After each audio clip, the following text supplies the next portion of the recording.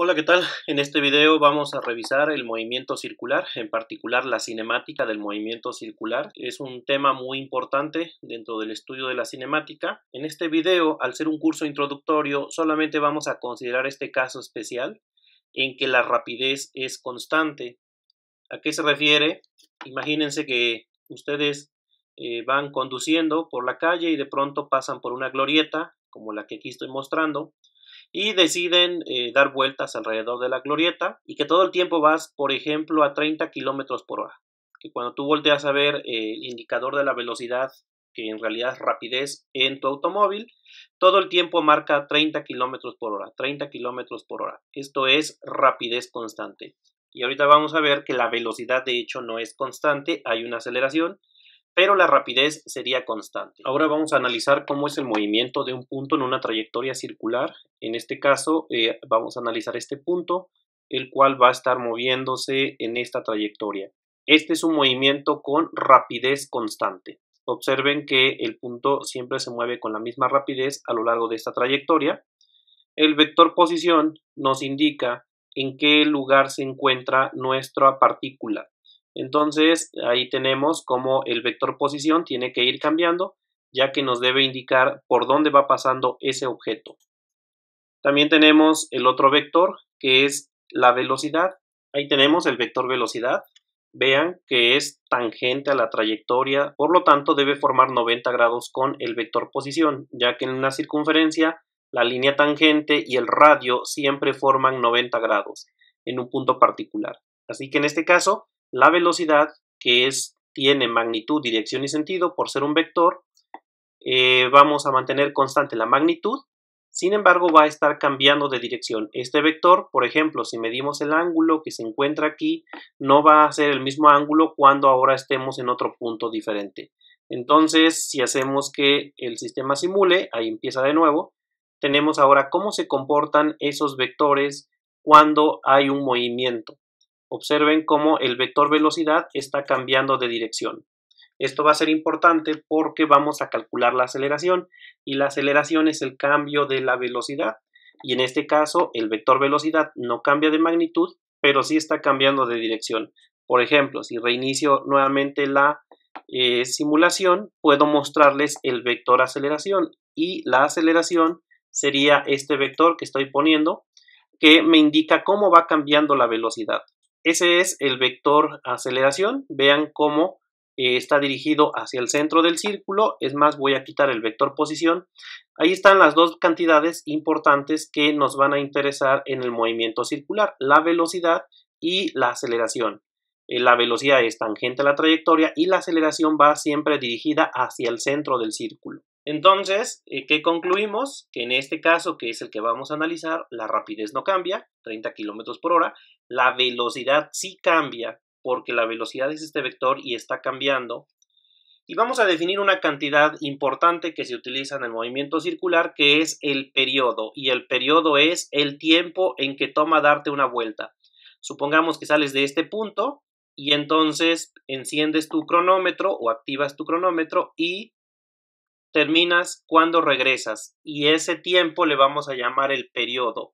Es el tiempo en dar una vuelta completa y también cuando hablemos de una vuelta completa hablamos de una revolución. Si nosotros medimos este ángulo entre el radio y el vector velocidad, tendríamos que hay 90 grados. Ahora recordemos que en general la definición de aceleración es el cambio de la velocidad respecto del tiempo. Sin embargo, pues la velocidad es un vector y tiene magnitud, dirección y sentido. En este caso, como ya lo hemos mencionado varias veces, nuestra velocidad está cambiando de dirección. Entonces, si tú cambias una de sus características del vector, que en este caso es la dirección, estás cambiando el vector y si estás cambiando entonces la velocidad, por lo tanto va a existir una aceleración. Se concluye que en el movimiento circular, y aquí es importante remarcar esta palabra, siempre hay una aceleración. ¿Por qué va a haber una aceleración? Porque estamos cambiando de dirección todo el tiempo. Aquí debemos extender nuestra idea de acelerar. Acelerar, como ya lo hemos visto, en el movimiento en una dimensión significa ir más rápido También lo podemos interpretar como ir más lento, aunque claro, esto normalmente decimos desacelerar o frenar, pero podríamos pensar como una aceleración con signo opuesto al de la velocidad. Y finalmente, acelerar debemos también entenderlo como cambiar de dirección. Como hemos visto en la primera ley de Newton, nos dice que la suma de fuerzas es igual a cero, entonces un objeto va a estar en movimiento en línea recta. Como en este caso no hay movimiento en línea recta, entonces significa que existe una fuerza. Debe haber una fuerza actuando todo el tiempo, que en este caso pues sería la fricción entre el asfalto y los neumáticos, que provocan que el auto se mueva en esta trayectoria curva.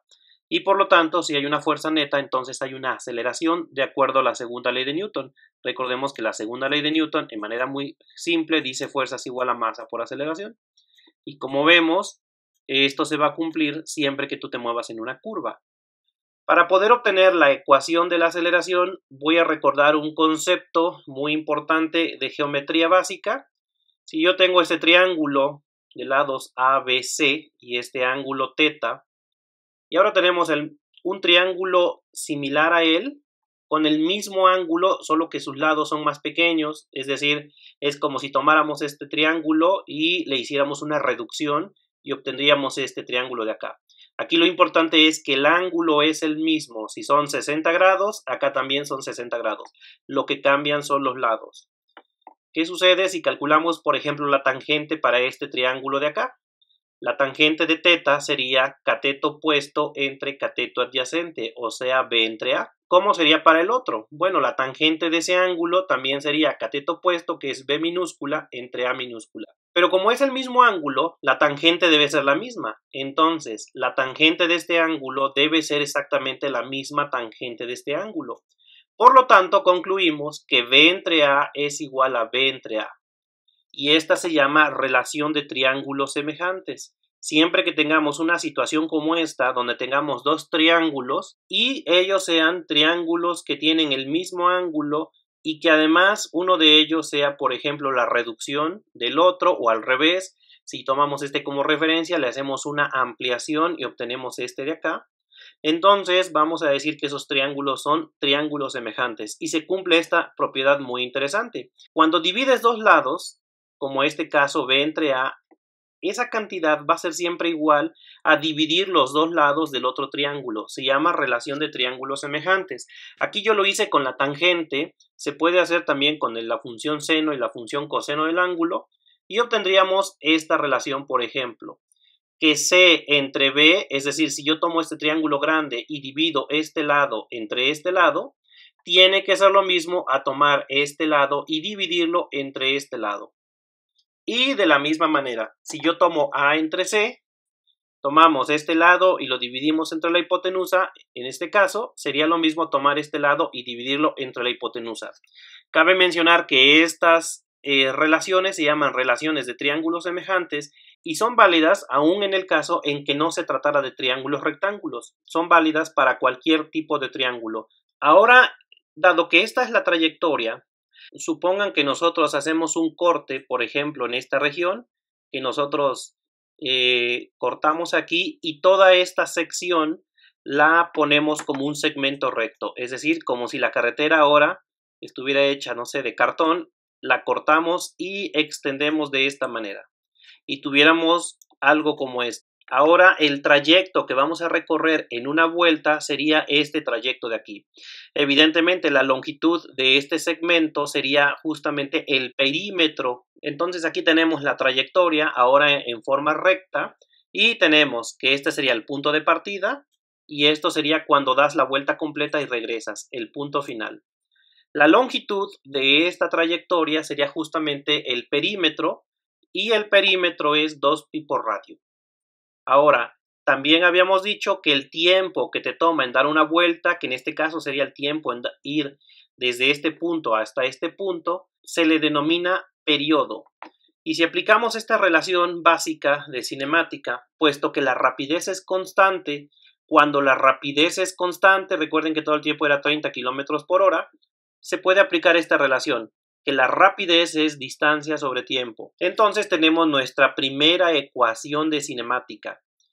que la rapidez en una trayectoria circular es 2pi por radio, que no es más que el perímetro, es decir, la distancia, dividido entre el tiempo, que es el periodo.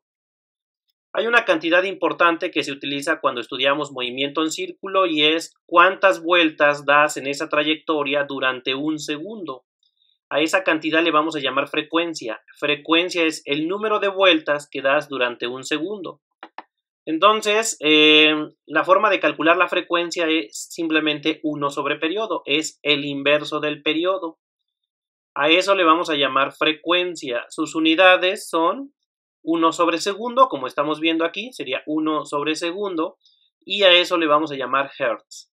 Entonces, cuando hablamos del movimiento circular, es común que nos hablen de frecuencia, y frecuencia no es más que el número de vueltas que tú das en un segundo.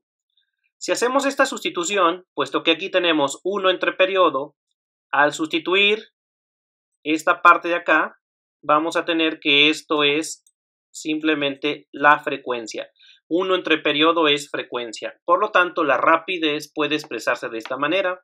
2pi por radio, frecuencia. Y entonces podemos usar esta ecuación. Así que tenemos ya dos ecuaciones, que en realidad pues es la misma, nada más que expresada de diferente manera. Una es esta de aquí. Me permite calcular la rapidez a la que tú te desplazas en esa trayectoria circular, o también la podemos utilizar de esta manera donde hemos hecho este cambio. Ahora vamos a hacer la deducción para la ecuación de la aceleración. Para ello voy a analizar la siguiente situación. Imagínense que tenemos la trayectoria circular tal y como se mostró, y ahora tenemos que en un momento dado la posición es este vector al que le voy a llamar R1, por acá se me olvidó ponerle el nombre, R1, y tenemos la velocidad en este instante, y la velocidad debe trazarse siempre en el punto en el que estás analizando y tangente a la trayectoria. Esta sería la velocidad 1. Ahora tenemos en un tiempo después, es decir, el tiempo para pasar de aquí a acá le voy a llamar delta t. Entonces delta t es el tiempo que nos va a tomar para pasar de este punto a este punto, donde tenemos una nueva posición. A esta posición le voy a llamar R2. Entonces sería la posición después de cierto tiempo y la velocidad sería v2. Vuelvo a insistir, se trata de rapidez constante, por lo tanto estos vectores tienen la misma magnitud, pero tienen diferente dirección. Lo que voy a hacer es construir dos triángulos. El primero lo voy a obtener con los vectores de velocidad. Voy a tomar este vector y lo voy a poner en este lugar, así como estamos viendo. Lo estoy poniendo tal y como está, no le he cambiado ni magnitud ni dirección. Y en el mismo punto voy a colocar este otro vector. Entonces este vector, digamos, lo voy a copiar y lo voy a pegar acá, de esta manera. Ahí está. Ahí tenemos los dos vectores v1 y v2 y voy a trazar un tercer vector que es el que va del final del primer vector al final del segundo vector. Este vector que tenemos acá es el que me va a interesar porque no es más que el cambio de velocidad. Tú tenías esta velocidad, ahora tienes esta otra velocidad. ¿Cuánto cambió? Bueno, el cambio fue esta parte de acá, al cual le voy a llamar delta v. Entonces tenemos que, si lo vemos como suma de vectores, sería que v1 más delta v es igual a v2. Y si lo escribimos de forma vectorial, quedaría que delta v es igual a v2 menos v1. Esa sería la expresión para delta v. De manera similar voy a analizar los vectores posición, que son estos vectores R, que tendríamos el vector R1, que es este, donde empieza, o en el inicio voy a poner acá el vector R2, ahí ya tenemos los dos vectores, y ahora voy a trazar el vector que me lleva de este punto a este punto. Ese sería el cambio de posición, delta R.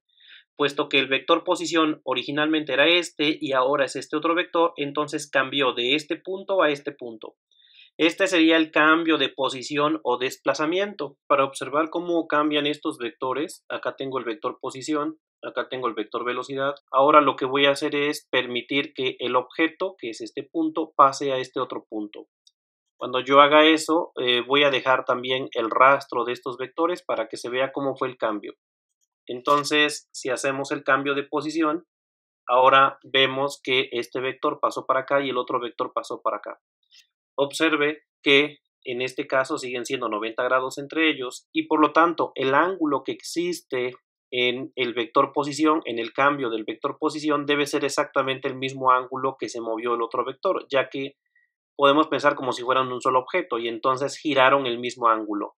Por ejemplo, si aquí fueron 10 grados, entonces este vector velocidad también debió haber girado 10 grados. Y como ya hemos visto en la simulación, estos triángulos son triángulos semejantes, ya que este ángulo que tenemos aquí, al que le voy a llamar el ángulo θ, es exactamente igual a este ángulo. Puesto que son triángulos semejantes, yo puedo tomar el cociente de dos lados e igualarlo con el cociente de los lados correspondientes en el otro triángulo. Como son vectores, evidentemente yo no puedo dividir vectores y solamente voy a dividir las magnitudes. Vamos a empezar con el triángulo de acá y, por ejemplo, voy a tomar delta V entre V1 y eso tendrá que ser el correspondiente con este otro triángulo, que sería delta R entre R1. La relación que tenemos es entonces la magnitud del cambio de la velocidad dividida entre la magnitud de la velocidad 1 es igual a la magnitud del cambio en la posición entre la magnitud del vector R1, teniendo en cuenta que vamos a usar únicamente magnitudes, así que la magnitud del cambio de la velocidad lo voy a representar únicamente de esta manera y de manera similar las otras cantidades. Delta R lo voy a representar de esta manera, que es la magnitud del cambio en la posición. La magnitud de V1 y la magnitud de V2 es la misma, ya que estamos trabajando con rapidez constante y como hemos dicho, este vector tiene la misma magnitud que este. Por lo tanto, no es necesario ponerle V1 o V2, simplemente le voy a llamar V, ya que es la misma para ambos casos. Lo mismo sucede con R. La magnitud de R1 y la magnitud de R2 no es más que R, que es el radio de la circunferencia. Así que voy a reescribir esta ecuación utilizando estos cambios, y la ecuación quedaría de esta manera. Delta V entre V es igual a delta R entre R. Ahora voy a dividir esta expresión en ambos lados, voy a dividir entre delta t y recordemos que delta t era el tiempo que me toma para pasar de este punto a este punto. Al hacer eso, me quedaría que esta ecuación quedaría delta t y delta t en el denominador. Estoy dividiendo ambos lados entre delta t. O yo aquí tengo cambio de velocidad respecto del tiempo y recordemos que eso no es más que aceleración. Así que esta es la aceleración y es lo que estoy intentando calcular. Por otro lado tenemos cambio de posición entre tiempo o respecto del tiempo y esto es velocidad. Entonces esto es aceleración y esto es velocidad. Por lo tanto nuestra ecuación quedaría de la siguiente manera. Aceleración, que de hecho va a ser la aceleración centrípeta dividida entre V. Y del otro lado me queda velocidad, que vimos que es esta expresión dividida entre R. Si pasamos esta velocidad del otro lado, quedaría velocidad al cuadrado y esa sería nuestra ecuación final. Nuestra ecuación final es la aceleración centrípeta es V cuadrada sobre R. Esta es una aceleración que siempre va a estar dirigida hacia el centro del círculo y es por eso que le denominamos centrípeta. Esta aceleración también recordar que no significa que vamos a movernos más rápido, significa que estamos cambiando de dirección. Es una cantidad que nos representa cómo es que el vector velocidad cambia. Estaba en esta dirección, ahora se encuentra en una dirección diferente. Entonces le vamos a denominar aceleración centrípeta y como se puede ver, pues estaría dirigida hacia el centro del círculo. Entonces, si nos paramos en este punto, por ejemplo, la aceleración iría en sentido contrario al vector R, esa sería la aceleración centrípeta en esta dirección. Y si estamos en este punto, entonces la aceleración centrípeta iría en esta dirección. Siempre la vamos a considerar como un vector que se dirige hacia el centro de la circunferencia. A manera de resumen, cuando tengamos el movimiento de una partícula en una trayectoria circular con rapidez constante, se pueden utilizar las siguientes ecuaciones. La primera ecuación es esta, que es la rapidez es igual a 2pi por radio entre el periodo. O bien, puede ser 2pi por radio por frecuencia, donde debemos recordar esta ecuación auxiliar que frecuencia es 1 sobre periodo. Y finalmente, la aceleración es únicamente la centrípeta siempre dirigida hacia el centro del círculo, cuya magnitud es la rapidez al cuadrado entre el radio. Estas son las ecuaciones que debemos utilizar en cinemática del movimiento circular. Nos vemos en el siguiente video donde haremos algunos ejercicios.